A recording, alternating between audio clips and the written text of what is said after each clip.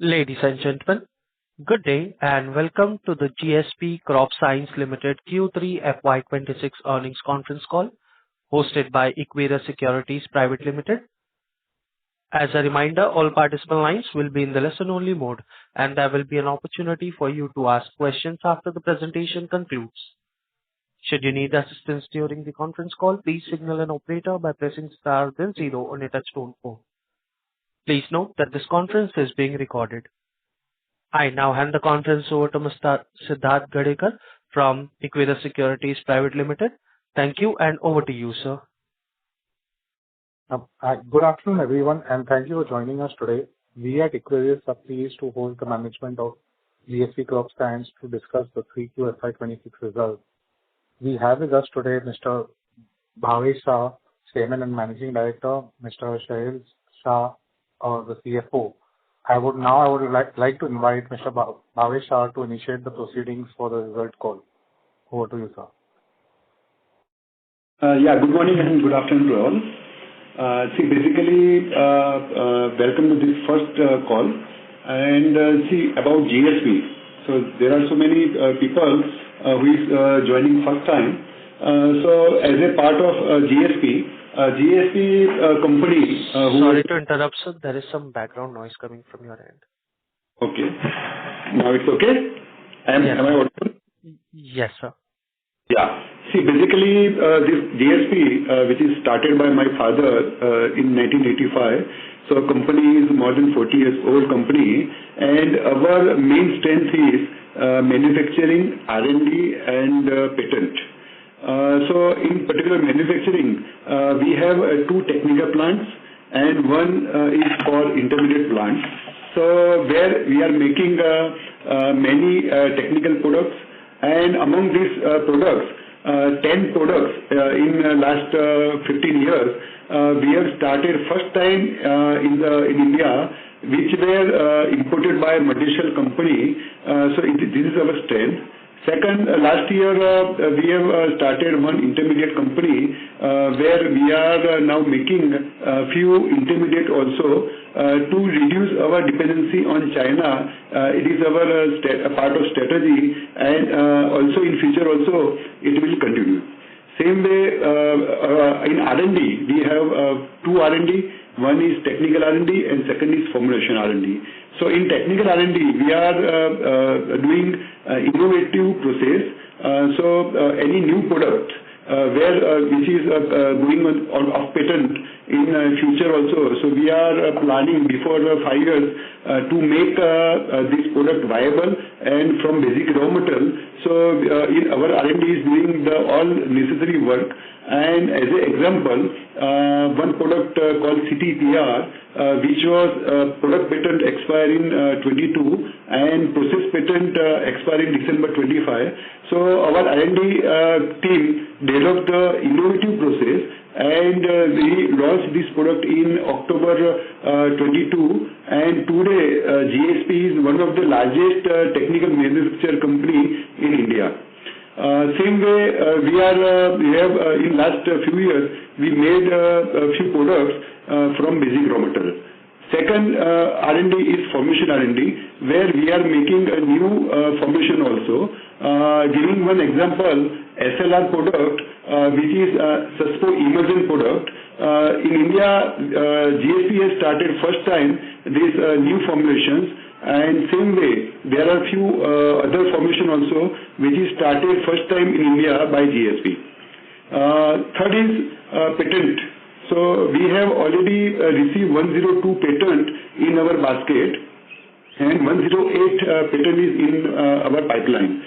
So from 102 patent, already we launched 12 products in last 3 years, and this successfully. And because of this success, our this patented product business from 3% before 3 years, now it is 17%.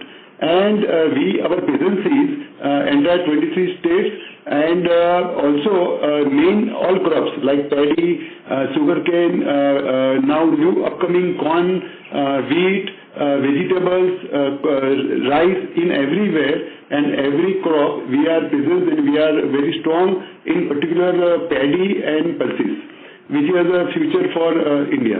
So basically our main success, basically last year, because of 60 days continuous rain, season was very bad for agrochemicals. But as a strategy, we have three verticals. One is B2B, second is B2B export, and third is B2C. So because of that and innovative process patented product and new product, our this year also, our 9-month results are also showing very good. And with the support of this all vertical and patented things, in future also, our growth will be good, and it will be sustainable growth. So for financial, I will share with. Good afternoon, everyone. Thank you for joining this call. I'll further take you through the strategy and the thought process behind the company's growth and how do we see our company progressing. So as Bhavesh Bhai said, we are an integrated agrochemical company wherein we have technical manufacturing capabilities as well as formulations, and we have three business verticals. That is, we have domestic B2B, which is wherein we deal with almost all agrochemicals in India who are our customers, and we also have domestic B2C, which is through our distributor network. We have almost 5,000 distributors across India, and we supply the material through our 24 C&F locations, which ultimately reaches the farmer. And we have export, which is also again a B2B business, wherein we export to almost 37 countries. The split amongst our businesses is that domestic B2B constitutes almost 40% of our revenues. Domestic B2C is another 40%. That makes the domestic business at 80%, and remaining export is 20%. Now in terms of strategy, the way we have been trying to differentiate ourselves in the market is by introducing innovative products. So as Bhavesh Bhai said, we started our journey by introducing 9(3) technicals in 2011, being the first manufacturer in India after the innovator company. And then since then we have introduced such 10 technicals in which we are the first ones in India to launch. Then what we have developed as a differentiation factor is that once we launch this off-patent molecule, we try to partner that molecule with different existing molecules or newer molecules and try to identify a novel combination which is patentable and which also solves the purpose for a farmer in increasing its efficiency or to solving multiple problems by using one solution. So that is how we have come up with this patent strategy, wherein we have patented many of our such combinations. 102 patents we have already received, 108 are in pipeline, and these combinations have been a success for us since last 3 years, that with the increase in its contribution in our total revenue, the margin profile has also increased. In continuation to the strategy of launching innovative combination products in the market for different solutions every year, we also give these patented molecules to our co-marketeers in B2B business. So the way we work is that we would launch a certain combination in our own brand, that is in our own B2C network, and then once the product is popularized, we would try to give it to other co-marketeers also for expanding the reach of this molecule. So that is how our strategy has been evolving around bringing in new technicals which are getting off patent, and once we bring those technicals, we try to combine those technicals with different partners so that at a farmer level there is better efficiency, there is multiple solutions available in one single crop, and we are able to patent those combination and create a niche out of this. To give you one example, just 3 years back we have launched a 3-way combination product called PCT 410. Now this product is a seed treatment product which is used for coating of seeds before they are sown. Now this product has been a blockbuster product for us, wherein we are seeing that in the span of 2 to 3 years, we have scaled up the volumes of this business to almost 50 to 70 crore rupees for this particular brand. Now this product is solving a lot of problems for farmers in terms of the yield or germination of the seed once it is sowed. The rate at which the germination happens is resulting into a better yield for farmers. So by showing these advantages and by putting marketing demonstrations across fields, using trade demonstrations at dealer levels, we have been able to popularize this product. And with the success of this product, we have also been able to give this product to co-marketing to other partners in this area. So that is how we have been focusing on our business. In terms of financials, if you see, we have done in almost 9 months that has ended December. So in that 9 months, we have done revenue of almost 1150 crores. And in this revenue, if we see 1114 crores to be precise, and this 1114 crores, we have done an EBITDA of 153 crores. This 153 crores EBITDA is an increase of 32% from last year, and this has resulted into a PAT of 75 crores this year, which was 59.6 crores last year. This 75 crores of PAT is also after an exceptional item of adjustment due to new labor wage code effect, wherein we have done additional provisions under exceptional items for 4.5 crore rupees. So that is how the financials has panned out in the last 9 months. I think that is all from our side. If you could, we can open the floor for questions. Thank you very much, sir. We will now begin the question and answer session. Anyone who wishes to ask a question may press star and one on their touchtone telephone. If you wish to withdraw yourself from the question queue, you may press star and two. Participants are requested to use handset while asking a question. Ladies and gentlemen, we'll wait for a moment while the question queue assembles.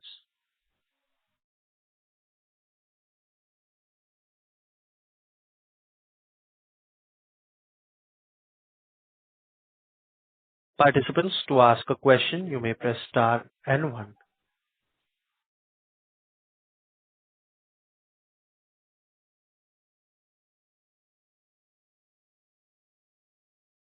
Ladies and gentlemen, anyone who wishes to ask a question may press star and one on your touchtone phone.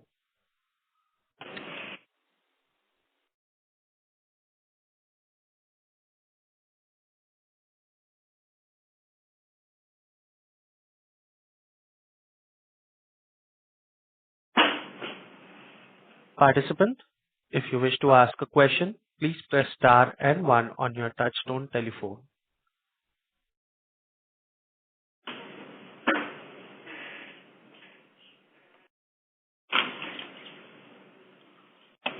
First question is from the line of Shivansh Singh from Equirus Securities. Please go ahead. Hi. Hello, sir. So my first question would be, how should we think on FY27, given that IMD has forecasted El Nino for the Kharif season? Your comments on that? See, basically, yes, definitely, forecast is El Nino. As in my earlier speech, I told that we are our main strong area is paddy. And normally in paddy, 40% consumption is on paddy. And paddy is showing where the irrigation facility is there. So we are not seeing much challenges because of this El Nino effect. Okay, sir. So also with the rising fertilizer prices, do we see any impact on the farmer profitability or their ability to spend on the crop protection products? See, basically, because of this, it is a huge shortage of fertilizer, and because of that, now we see that nutrition product, we have a few nutrition products also. So this farmer is forced to buy these nutrition products, and this nutrition product will definitely have a good scope and it will increase. Okay, sir. Also, any sourcing challenges due to the Middle East conflict? See, normally we are sourcing from China, and no doubt because of this crude price it is impacted, but there is already pass on to the customers. So from 1st April we have increased the price from 10 to 15% already to the market. So and we are not exporting any product to the Middle East, so we are not seeing any problem because of this. Okay, sir. Understood. Thank you so much. Thank you. Next question is from the line of Avnish Burman from Vicaria Change LLP. Please go ahead. Hi, good afternoon. Thanks for taking my question. I just wanted to extend the last participant question a little bit. Because of this conflict, can you just tell us in a little bit more detail about what is the impact of business and a little bit impact on the industry? So one is fertilizer, but in terms of some of the other things, like in your manufacturing, what kind of energy source you are using? How has that changed? How much more you are paying for whatever energy source you're using? If you could just give a little bit more detail on the impact of business, both on the supply side and on the pricing, costing side, in your business. Yes, definitely. See, because of Middle East, one basic main concern is crude. Crude prices increase, and because of that, all raw material prices increase, and there are few raw material availability is a concern. So prices increase. So that price we have already passed on to our customers, and we have increased our price from 10% to 15%. Number one. Number two, see, basically availability of raw material. Normally our strategy, we are for imported raw material, we are keeping 45 days inventory. So we are not facing much challenge. No doubt there are some very rare raw materials are very critical, but overall we can't see any difference. See, basically logistic price has increased because of their availability of ships has decreased. So that from China it is already almost double, and there because of that also prices increase, and which is passed on to the customer.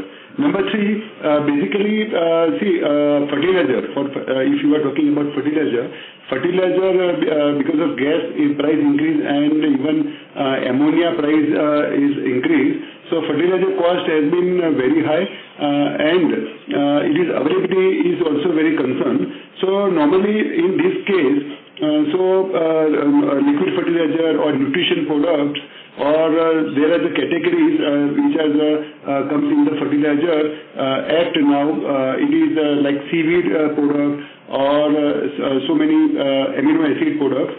So these products will definitely increase, and in our case we have 3-4 products. So we see that it is a good potential for particular this year, and because farmer has to spray, and if the fertilizer is not available, so they will go for nutrition products like this. So I hope any questions?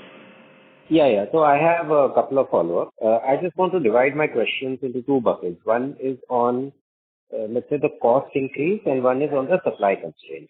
So the cost increase, from what I understand, you have taken a 10-15% price increase. Is it fair to say, like, the gross profit per kg that you were making, that will kind of sustain because of this 10% or 15% price increase, or there would be some decrease in your gross profit per ton or per kilo, whichever way you want to define it? Basically, one second. As you said, the gross profit typically would broadly be the same if you talk about per kg, because whatever we are transferring as a cost will be added to our profit. So that is the case when it comes to costing. In B2B, it is the prices are very elastic, so it is easier to pass on the cost. In B2C, there is some lag which typically happens. So we have started increasing our pricing on giving signals from 1st April, wherein we are seeing the acceptance also coming from the market. In terms of supply, as you said, so there is no supply disruption per se, wherein our production is currently getting impacted, but there are certain delays due to this shipping and logistics issue. Also, if this gets further prolonged, say this gets further prolonged by another month or so, then there could be a possibility where the supply could be impacted. But as of now, we are fully covered in terms of our inventory and in terms of our overall production scenario. Okay. Quickly, two follow-up questions before I get back into queue. The first is when you're transferring these kind of prices on your B2B business, are you not facing any kind of backlash from your the partners? Because I mean, typically what happens is if the cost in the supply chain goes up, everybody shares the pain. So what you are indicating is that you have transferred all the cost increase to the partner, and you are not getting impacted by it. All the hit is taken by the partner. Is that the right assumption?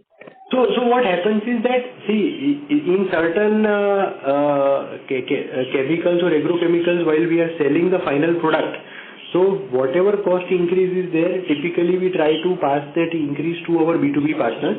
And as B2B partners are also working in the same environment, they are aware about the scenarios and they are aware about the situation in the global as well as the domestic market. And sometimes it is also about demand and supply, where anticipating the demand, with the upcoming Kharif season, everybody would like to have their supplies assured. Assurance becomes an important point while we are discussing about such uncertainties. So there is in certain cases we are not able to pass, as I said, in B2C, wherein there is a lot of channel inventory, distributors are there is a lot of competition in that generic market. So there passing on that cost in the B2C becomes difficult. Similarly, in certain technicals which we procure, so there are certain technicals which we also procure. There also we have seen that the price increase has already been passed to us. So it is a scenario where everybody would transfer that cost, but at a B2C level, the price lag is there, wherein after 2 to 3 months, the price will increase. Okay. And is it safe to assume that right now you are using your raw material inventory, and in terms of supply of raw materials, things have not normalized? And that is why if it extends for 1 more month, then we can start to see some problems. Right? Correct. And also we have inventories at all stages, be it raw material or finished goods or bulk. So this cost escalation which also happens as a company, it would happen in phased manner. So we are able to pass on accordingly that way. So, thank you so much. I'll get back into it. Thank you. Thank you. Before we move to the next question, a reminder to the participants: to ask a question, you may press star and 1. Next question is from the line of Maitri Shah from Sapphire Capital. Please go ahead. Yeah, hello, am I audible? Yes, you are audible. Good afternoon. Yeah, good afternoon. Few questions. Firstly on the patented products. So you said we currently have 102 products that we've patented. Close to how many have been commercialized? So we've commercialized 12 patents till now, and our plan is that we'll be coming up with such launches, 1 or 2 launches on an yearly basis, wherein we'll be adding products in our portfolio based in the segments that we are targeting for particular crops. So a total of 1 to 2 launches annually, is that what you're targeting? Correct. Okay. And currently, what percentage of sale comes from the 12 patented products? Because we're just selling it to the domestic market. So percentage of domestic market sale, if you could say. So currently, if you see in the last financial year, if you see almost 20% of our revenues have come from patented products. Mm-hmm. And this year, have we commercialized any product in FY26? Yes, we have launched one product this year. Okay. And how has been the kind of acceptance of that product, and how are we like marketing it? What sort of future do you see for that product going ahead? Yes. So the launch product that we have, it is an insecticide and a fungicide mixture, which is into paddy crop. We are seeing good results, and we are seeing that, this will take, say, one season for it to ramp up, but it is a high potential product for us. Okay. Going forward, maybe 2 to 3 years down the line, what sort of percentage of revenue are you targeting from your patented products? So, we are seeing that, going forward in the upcoming 3 years, we see that almost the growth rate that we are having will continue with that growth rate that we are currently having. So broadly, on a very high basis, almost 40 to 50% revenue will be coming from this kind of products. Okay, that's amazing. Yes. Yes, please. Hello? Yes. Yeah, and FY20, 9-month FY26, what sort of revenue you had from the patented product? FY26. So far in FY20, yeah. So in FY26, we have done almost 20% from these patented products. Oh, similar range, okay. Yeah. Also, these patented products might, I think, create a higher margin compared to your just off-patent technicals. So, what sort of margin differential you have in these products? So typically, yes, it is right that the patented products have higher margin profile. So typically, the premium that we get over generics is almost 20 to 25%. So to give you an example, if say a generic product is having a margin of say 35 to 40%, we are talking about gross profit margins from material consumed. Then the patented product will be having say around 55 to 60% margins. Okay. And that all of the products are currently being manufactured in our capacity, right? Yes, yes. If you could help me out with the utilizations of our facilities, maybe the utilization of formulations and the utilization of technicals. Sure. Yes. So the utilization of formulations is typically considered at a lower side because formulations is used morely from a seasonal perspective. It is a more simpler plant wherein no chemical reactions happen. It is more of mixing and grinding that happens. So there the utilization is in the range of 30 to 40% because of the seasonality. The technical plants that we have, which is one at near Ahmedabad and the biggest plant which is at Mandesari, there the capacity utilizations are in the range of 70 to 75%. And the peak utilization from like the technicals and formulations close to, we can like utilize close to 85-90%? Yes, we can do around 90%. Oh, you can go around 90%. At peak utilization, how much revenue do you expect from the total plants that we have if we are running at peak utilization? Not on the formulations, but on the technical? So with these technicals and with the kind of mix that we have in revenues, which is, we have almost 75% of our business which is coming from formulations and 25% which is technical, we see that with peak utilization we will be almost reaching around 1900 to 2000 crores. But there is a plan, or typically what happens is that within the same facility there is a scope for debottlenecking, and there is, with the debottlenecking we can increase the capacities further in the existing plant also. Secondly, what is also happening is that all the newer chemistries that we are introducing are all low volume, high value products. So there also with minimum capacity we are able to do good value of business. So we see that the plant is sufficient to cover, almost our 3 years kind of strategy that we have currently. That is great. You have any 3-year kind of vision on revenue and margins you would like to? Currently, it will be difficult for us to share, but broadly, the growth rate that we have been experiencing since last 3 years, we are expecting that this or at least higher growth rate by another 5-7% is what we are targeting for the upcoming 3 years. Yeah. That is great. Secondly, on our exports, so are we planning to export our patented products to the B2B businesses there, or this is solely a domestic business that we're targeting?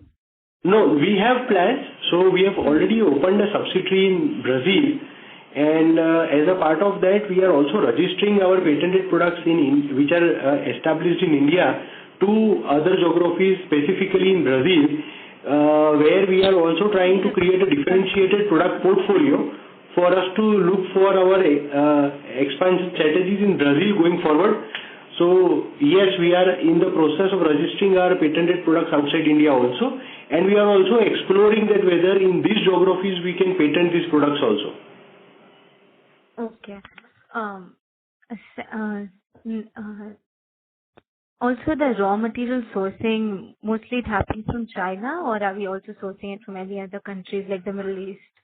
And what No, it is percentage have mostly from China. It is mostly from China? And China. mostly the technicals from the China? It will be all intermediates that we All intermediate. import from China for manufacturing of our technicals. Okay. And have you seen a price increase on that coming in due to the conflict right now? Yes, we have seen in certain products, price have increased in intermediates. There are certain price increase in ancillary products also, like packing material, which are plastic, which are derivatives of petrochemicals.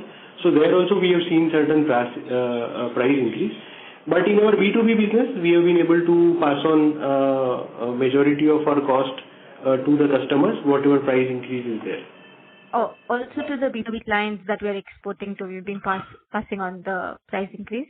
Yes, yes. Even to the global B2B clients, because global B2B clients are also aware about the scenario, and even in China, they are facing this issue. So from a competition standpoint, almost every player would have increased their prices. Correct. Okay. Any reason why we are going so slow with the product launches? Because we have close to 102 patents and also close to 108 pipeline. So do these launches take like 6 to 8 months? How is the registration process? Registration, yes. The registration for one single product takes almost 5 years because it is a long-drawn process. So whenever we are introducing one product which is a patented unique combination, it requires 5 years of trial and data generation before we register this product. Apart from registration, what is important is how do we manage this product once we launched. So we have a team of almost 300 sales professionals who are there along with 30-35 marketing professionals. So for a team of this size to do generic business and also to handle new products and do marketing activities, as per our business strategy, we feel that 1 or 2 launches in a year would justify the product's potential, and we will be able to then give enough due importance for us to scale it up. Mm-hmm. And you also mentioned you are co-launching some products with other marketeers. So any marketing partnership that you could like give a name out, who are we partnering with? Sure. So we do co-market our patented products, and there are different companies for different products which we have co-marketed. To give you examples, like Rallis has been one of the co-marketeer, Sumitomo Chemicals, even Mankind Pharma has a division of Mankind and Agri. We have Chambal Fertilizers who are also our co-marketing partners. So the arrangement here works is more of a white labeling, where it is manufactured by GSP and marketed by the marketing company. Mm-hmm. That is great. Yeah, thank you so much for answering all the questions. Thank you. Thank you. Thank you. Participants, to ask a question, you may press star and 1. Ladies and gentlemen, anyone who wishes to ask a question may press star and 1 on their touchtone telephone.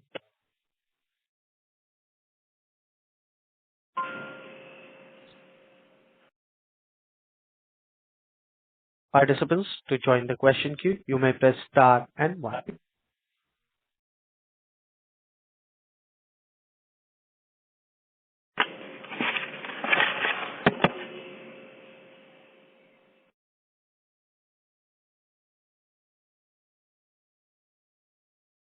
Anyone who wishes to ask a question may press star and 1 on their touchtone telephone.